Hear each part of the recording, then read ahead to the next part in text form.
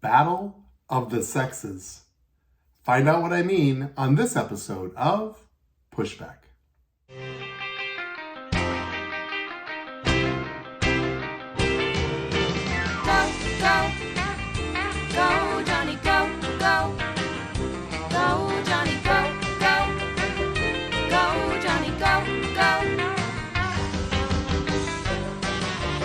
If you're concerned about the direction our culture is heading, then maybe it's time to push back.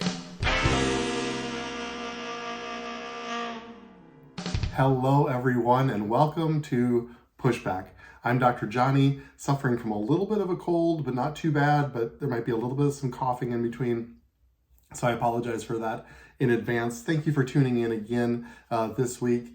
I'm connecting with you in regarding a series that will take place, I believe, for the better part of this year, basically titled We're Killing Our Kids.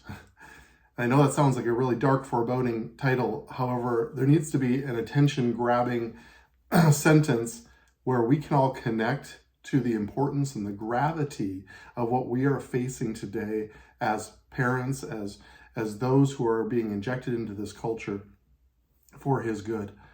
And I'm going to be tackling an issue today, which I believe might be one of the biggest hills to climb in regards to our culture. Before I get started, I do want to say that I would offer some parental discretion on this topic, since I will be talking about sex and the culture regarding that. So just use discretion, parents, in this podcast. However, I've said this before. I do believe teenagers ought to listen to this. We need to be very comfortable having this conversation with them and the importance thereof. So I do encourage you to not be shy about having your teenage kids listen to this. This is entitled Battle of the Sexes. Now, that usually implies more of a gender conversation, and that's not what this is about. This is actually about worldview in regards to sex. There's a battle of a worldview that's taking place currently, and not just currently, but it's been going on for decades, maybe all through human history, but certainly feels like it's coming more to a head lately because of the cultural norms connected to it. So I've been talking about boundaries and talking about saving our children and having them live within safe boundaries for their health and for their well-being. And I often give the example of two water bottles, one with pure water, one with brown, dark, infected water. And we see these two as a dichotomy, and we ought to. And we as parents are trying to nourish and feed and hydrate our children with the good stuff, the ones that are going to feed their body and bring health and wholeness to them, versus this other water, which is going to make them sick. It's still water, but it's not in its purest form. And that's why the Father gives us boundaries. He does this not because he wants to control us or to restrict us or to not seek any type of pleasure in this world, but he does it because it's the healthiest way of living. And he doesn't want his children to get sick, and nor do we. And so when we put parents on that front line of we are killing our kids, and I need to have a conversation with parents, we need to understand that we are the ones that set boundaries for our children. If we don't do it, who will? And so this world today says there are no boundaries. And the result of that is our children are becoming sick, even to the point of death. And that's the point of this series of podcasts, is I want to sound the alarm that we are in an epidemic right now, and our children are not doing well. And there are things that we can do as parents that absolutely puts them back into this place of health and wholeness. So when we see the rates of depression and anxiety skyrocketing, I see it every day in my practice. We see it in life. We see it in ministry, especially with young people. The notion of depression, anxiety, mental illness, even suicidality or suicidal thoughts. It's running rampant, and we have to ask ourselves why. Why are things increasing? Why does it seem to be getting worse when the world is telling us that living outside of boundaries is the way to go? Just follow your feelings. It's simply because it doesn't work, and we can turn to the Lord's ways and the boundaries he sets for us, and we need to be firm in what those are so that we're not feeding our children brown diseased water. It just makes sense. If we as parents say, well, what's the harm? It's just water, then we're missing the big picture of their safety and their protection, which is our role in life. See, when we look at the current statistics, it's alarming. And by the time we get to the 2010s, only 5% of new brides were virgins. 5%, my friends. That means 95% weren't. And this isn't subject just to the church or outside of the church. This is all people. All people. This is a problem. This is a big thing to tackle, Dr. Johnny. If 95% say, it's no big deal, I'm going to do it anyway, well, then we can't be alarmed when we follow the bouncing ball and see the dysfunction that we have in this world. Now, we may say, as parents, we may say, well, we drank the brown water and we turned out okay. So why can't they? We drank too. Or we as parents, we feel powerless. And so we say, just drink whatever you want, whatever feels good. Or culture and society tells them that it's normal to drink brown water. That's what Hollywood is telling us. This is normal. This won't make you sick. And they lie to our children. This is what we're up against because nobody wants to be told they can't drink the brown water. And I'm not here in this podcast to tell you that you can't drink the brown water. That's not the point. The point is it's going to make you sick. And as a physician, as a minister, as a dad, I think it's super important that we understand what we're doing here. And sexual immorality in our culture is running rampant, not only in interpersonal relationships, but even in society, in the way that it's projected.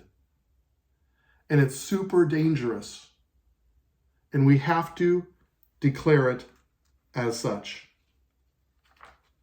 So what's the big deal? Why is this so important? Does the Bible even say that it's wrong? Let me just start there because I think it's super important that we understand that Scripture is fairly clear. And so I don't want to harp on that. And if you're a Christian listening to this, I think you know what we're talking about here. But, we talked about the 10 Commandments just in a previous podcast as the very baseline place to start about boundaries around our children. Well, one of those is adultery. But the Bible makes it clear, too, in regards to adultery. And then Jesus comes along and says, if you just simply lust. It doesn't say if married men lust. It just says if men lust. Then you've already committed adultery in your heart. But of course, the Bible talks very specifically about fornication. Fornication is sexual intercourse between people not married to each other. So let's just be super clear. Let's not overcomplicate this. The Bible lumps fornications in with evil thoughts, murders, adulteries, thefts, false witness, blasphemies in Matthew 15:19. It's lumped into that group. So are we seriously going to sit here as parents and say, well, evil thoughts, murders, thefts, false witness, and blasphemies are nothing to worry about?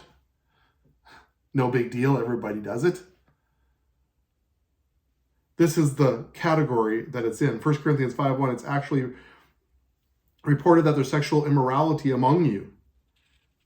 Galatians 5:19, now the works of the flesh are evident, which are adultery, fornication, uncleanness, lewdness. List goes on and on and on. It's listed in the list of the things that actually separate us from the heart of a father. Why? Because he puts those boundaries around us because he knows that it's best for us. He's not just looking for us to behave a certain way, soldiers to fall in line. That's not his heart. He wants us to be pure. He wants us to be whole. He wants us to be healthy so that we can position ourselves toward the world. Ephesians 5:3, therefore be imitators of God as dear children and walk in love as Christ has also loved us and given himself for us, an offering and a sacrifice for God for a sweet smelling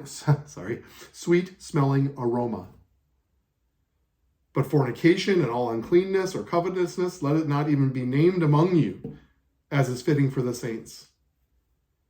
Neither filthiness, foolish talking, coarse gesturing, which are not fitting. Do you see what he's saying? There is a place of safety and security found within a boundary given to us, and fornication does not line up with that. Now, of course, the world tells us just to follow what's good and to not worry about it, and it's going to be fine, and 95% of the people do it. And this is the position. It's interesting. I always like to sometimes turn to secular articles because I feel like if the secular world is seeing something that lines up with Scripture and the ways that we should behave, then kind of duh, it makes perfect sense.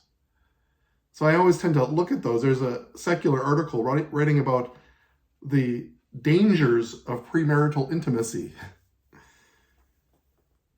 This is their list. One tends to lose interest in your partner. When you connect early, it's very rare that you end up marrying this person.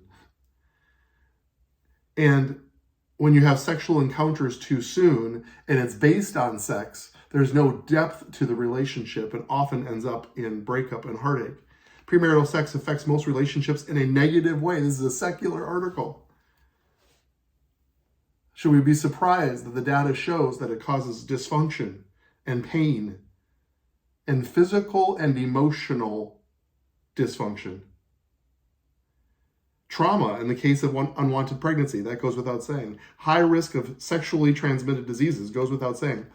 Having sex changes your body, interestingly. Your body undergoes physical and psychological changes. You step into your marriage with an emotional baggage. Should we be surprised? And yet only 5% of brides are virgins. Even the secular article says it's an engagement of the mind and the subconscious. And because you've had all of these premarital relationships, it becomes difficult to shake off the emotional baggage of past relationships. Well, duh.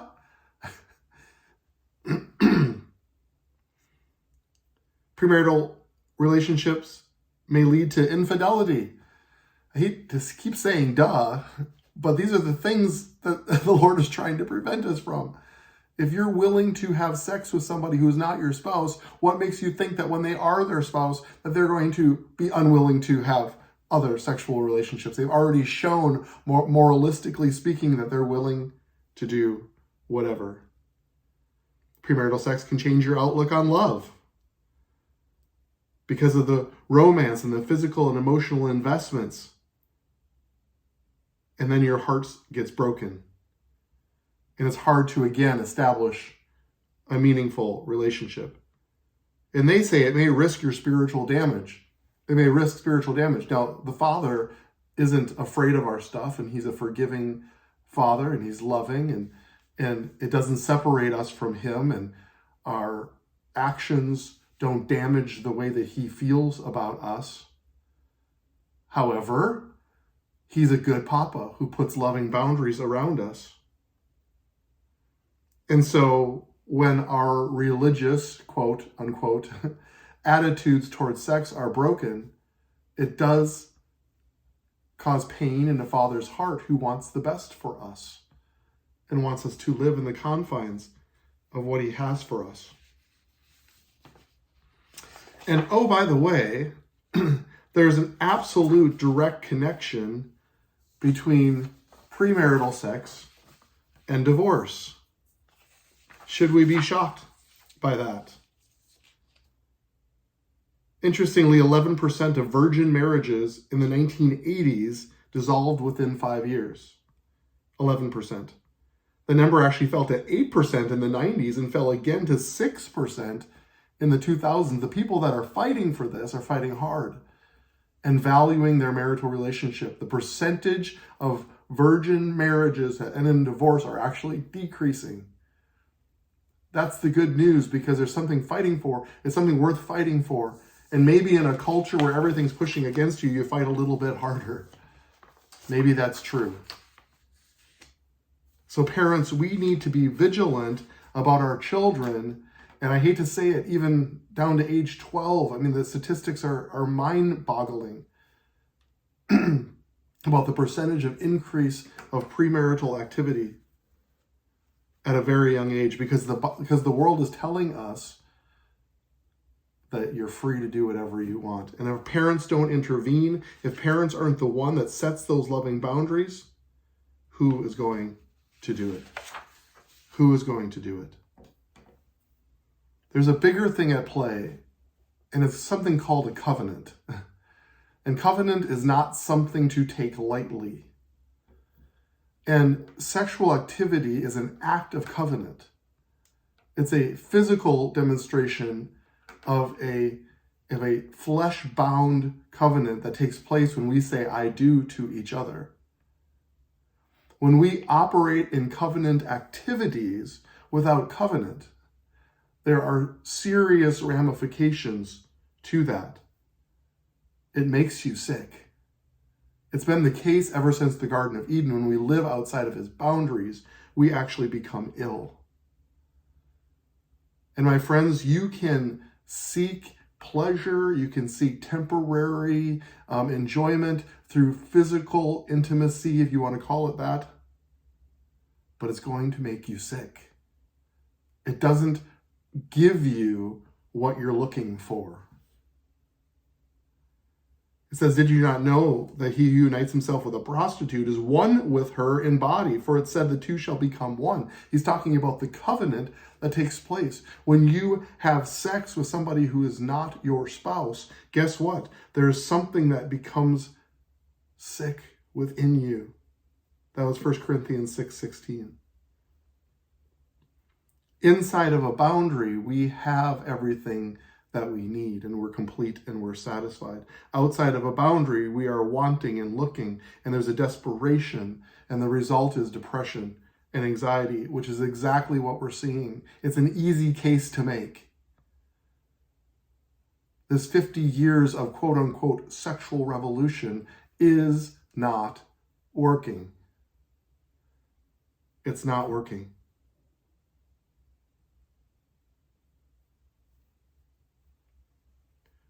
We had privy to a conversation with a girl who was suffering from depression, anxiety, worthlessness. And at the same time, she's talking about her premarital relationships that she's having. And it's one of those knock-knock pudding heads. Can you not connect the dots? Can you not see that the choices you're making, the lifestyle that you're living outside of a boundary of a loving Father is actually resulting in these symptoms? That's why he put them around us. You know, sex is not a dirty, horrible, awful thing. It's a beautiful, wonderful thing. And it can be you can partake in it in the loving covenant of a marriage. And it's beautiful. There's no shame connected to it. It's fun, it's exciting, and it's all the things that he created it to be, because he wants us to be intimate. That's why he gave us a sex drive. He wants us to reproduce his culture by having children. He wants us to enjoy intimacy with one another. And so he's given us something called marriage.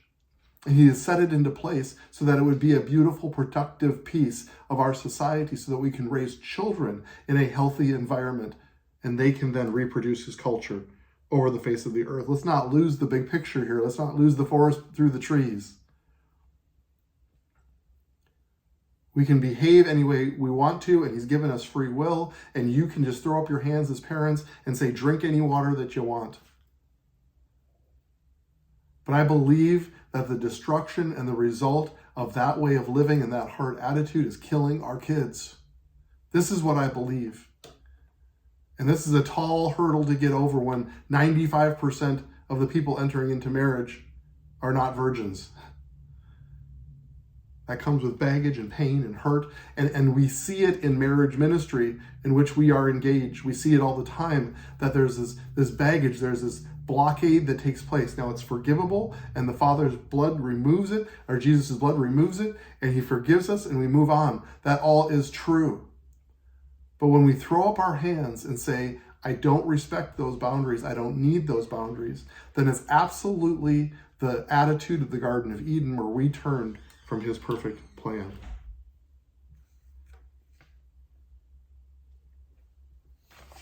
It's critical that we as parents rise up to what we were created to be and accomplish all of the things that is involved in the word parent. That's what our children need. That's why they're called dependents, is they're dependent on us to set these boundaries around them. And as they do that, they might roll their eyes and they might say, this is not what the world is telling me. They might be sensitive to their hormones and having to make real hard life decisions. I get that, but they can do that together with parents because it makes them healthy, wise, productive, and whole.